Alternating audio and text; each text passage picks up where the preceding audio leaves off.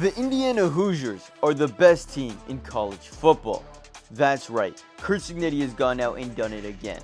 He's turned another sorry-ass program into one of the best in the country. This time turning one of the biggest laughingstocks in the Big Ten in Indiana into a powerhouse in college football.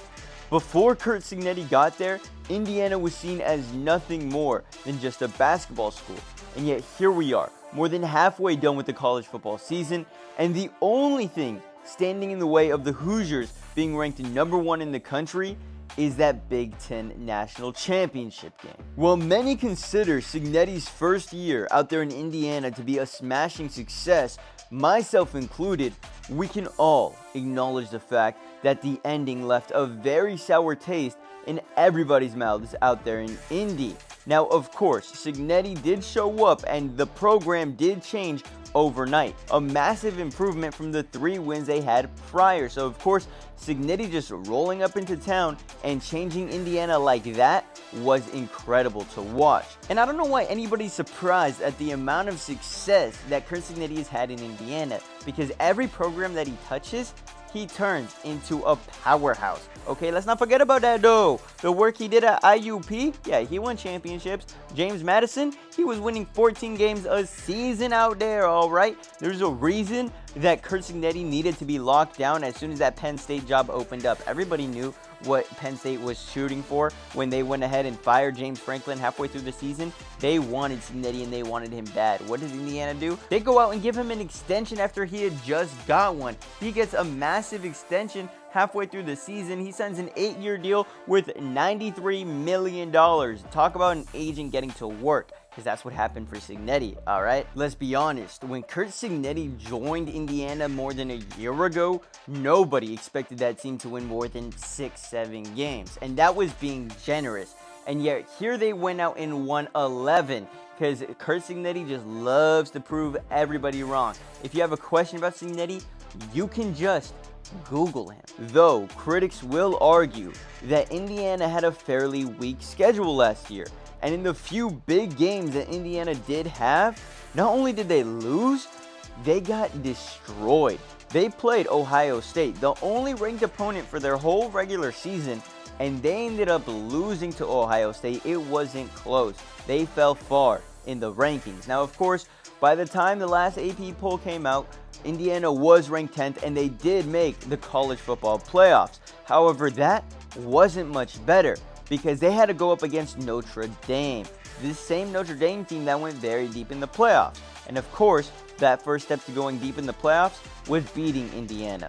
And Signetti's team just couldn't put up a fight against these great schools. They just weren't at that level. They could dominate, the Nebraskas, the Marylands, the UCLAs. But when they had to go up against a real team last season, they didn't stand a chance. And many will argue that one of their bigger weaknesses was at the QB position. No shot at Curtis Rourke. Okay, he was great for what he needed to be for Indiana last season, but he's not a game changer.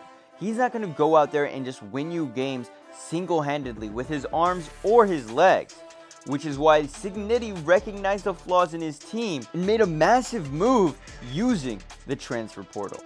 The Hoosiers looked far and wide for their next quarterback and stumbled upon an experienced and exciting QB coming from Berkeley.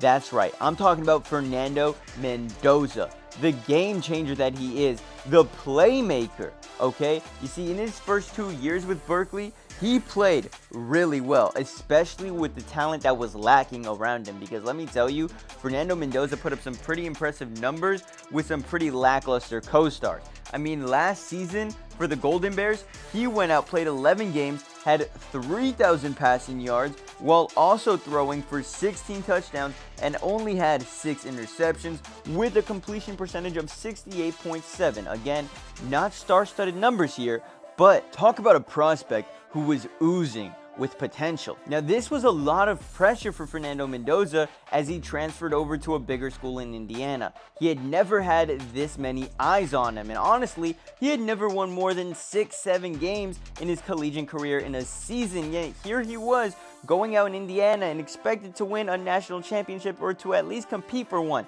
But you know what Fernando Mendoza hasn't done? Folded under the pressure. because he is a diamond. He thrives under the pressure. That is the kind of player that Mendoza is, an absolute diamond. And I'll speak more on Fernando Mendoza and what he's done for Indiana this season in a second. But for right now, I wanted to slow down and remind you guys to like the video and subscribe to the channel. We're on the road to 10,000 and every subscription is greatly appreciated, so please subscribe. Alright, let's get back to this video. You see, the Hoosiers are an exciting team this season. Why? Because Fernando Mendoza is leading them. Not only is he leading them, he's doing such a great job that he's being recognized nationwide. Which is why after this most recent game, Mendoza has the second highest odds to go out and win the Heisman. And I'm telling you right now, ain't no Ty Simpson from Alabama gonna take this award from him. He could be the first Hoosier to ever win the Heisman. Of course, you go back to the 1989 race, and you did have a guy like Anthony Thompson who was the runner-up, and that's about as close as Indiana has got to a Heisman. But Fernando Mendoza is about to change that. He's about to go out and finish the year strong.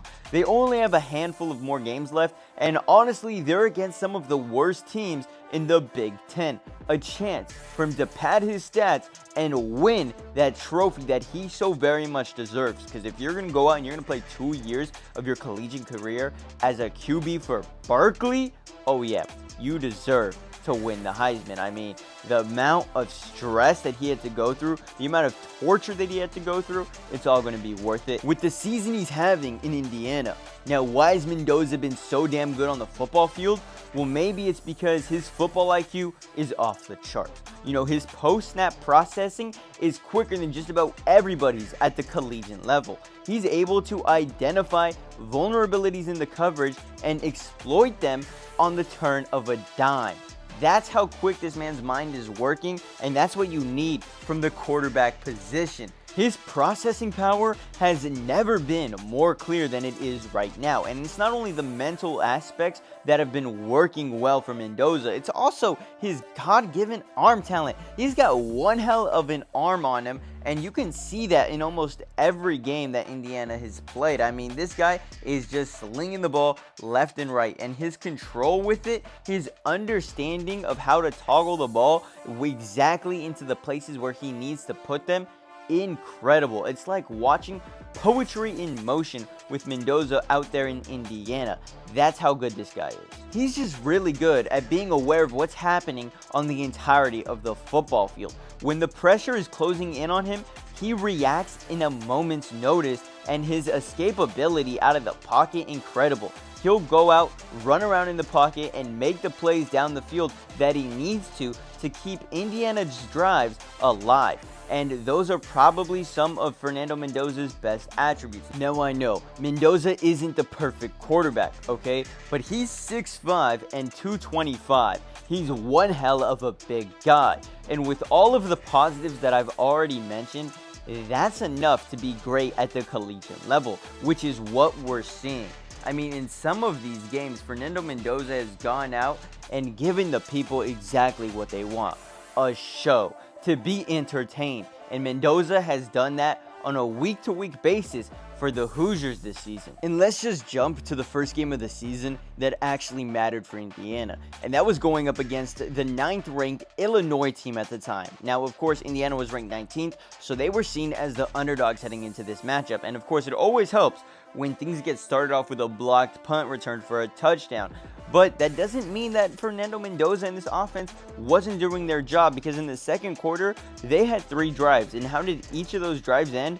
With a touchdown. By halftime, the game was over because Indiana was leading 10-35.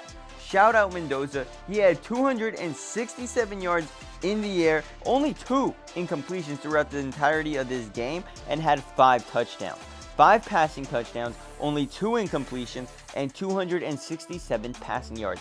If that's not incredible, then I don't know what is. Hell, they had the bench players out there for the majority of the fourth quarter, because guess what? This game was a certified blowout. The Hoosiers would end up winning 63-10. And remember, this is the first big game of the year for the Hoosiers, so way to go out there and make a statement. Then, of course, they'd have another Big Ten matchup the very next week, this time against Iowa. And things were kept close because if you know anything about Iowa, it's that while they might not have a very good offense, they have a great defense. So essentially what that means is that they're always finding themselves in low-scoring games, and this was no exception.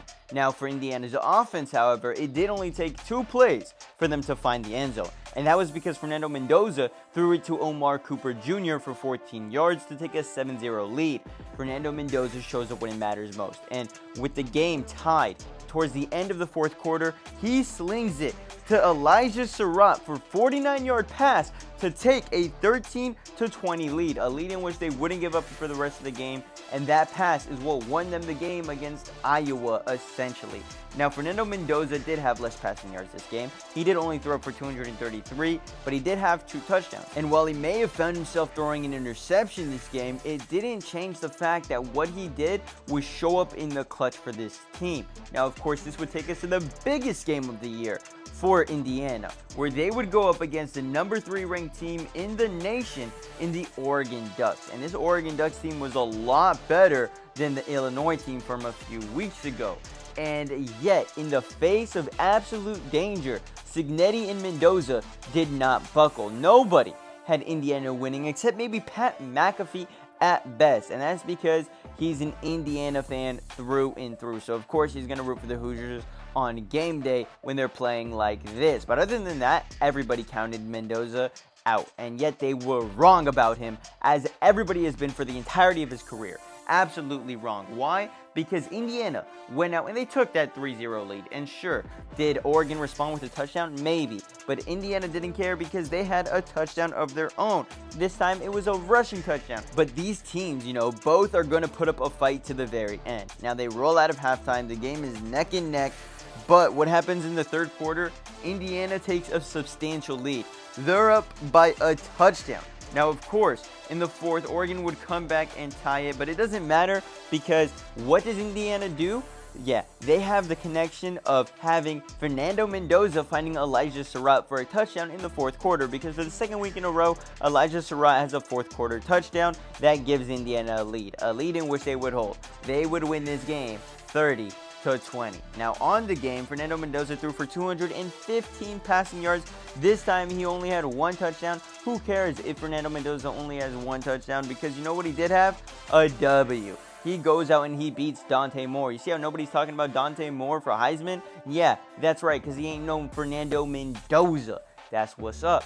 Now, after this really big game, their schedule has been pretty weak, okay? They did play Michigan State, and they did play UCLA. They pounded both of those weak-ass Big Ten schools, as they should have. Now, UCLA was heading in the right direction right before their game against Indiana, but yeah, it looks like, UCLA ain't nothing but a heartfelt story for 3 weeks.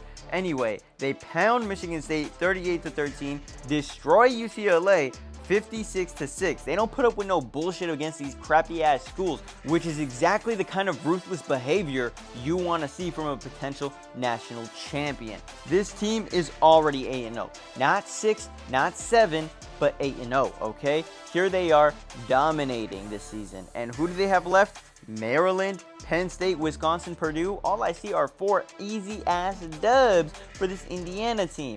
Now, where does this leave them at the end of the season? Undefeated in the Big Ten Championship, going up against no other than Ohio State, the number 1 ranked team in the country, the true number 1 team. But do I believe that Indiana can get their revenge from just a year ago and take down Ohio State this year? Of course I do, because they have one thing that, Ohio State does not. And that's Curt Signetti, okay? Curt Signetti is going to outcoach Ryan Day every day of the week. I'm just going to say it. I'm going to put it out there, okay? That is the truth. But anyway, I think I've covered everything I wanted to about Indiana, so I'll catch y'all later. Much love. Deuces.